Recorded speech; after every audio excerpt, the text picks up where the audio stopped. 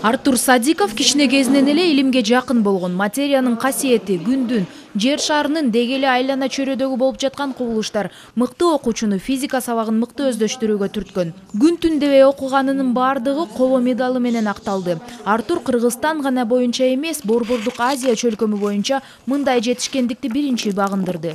Башталым мен азыркы кол медаль менин оюмча бул башталышта, себеби азыркы жаш муундардан аз чындап күчтүү балдар бар да, алардын алтын алышына же мен толук ишенем. Дүйнөдөгү алдыңкы жогорку окуу жайлардын эшиги олимпиадалардын жеңүүчүлөрү үчүн ар дайым ачык. Бул жетишкендиги менен Артур эңсеген Массачусетстеги технологиялык институтка тапшырууну пландап жатат. Аны ийгиликтүү окуп бүтсө, Кыргызстанга кайтып келип, бул жерде иштейм деген максаты бар. Эл аралык физика сабагы боюнча сынак англис тилинде өтүп, 2 тур болгон.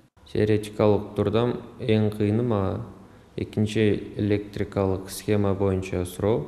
Практикалык турда болсо экинчи суроо, ал жерде мурдагы келген суроолорго окшоо болгон башка суроо келди. Анан менимче ал суроодон көбү жасай албады. Артурду Бишкекте апасы тосуп алган, ал азыр 5 баланы тарбиялайт. Алардын экөөсү жеке лицейде бекер окушат. Англис тилинде экзамен тапшырып, анан бул престиждүү окуу жайына 6 классында өткөн. Жаштар көп нерсени башкача көз караш менен карап атат.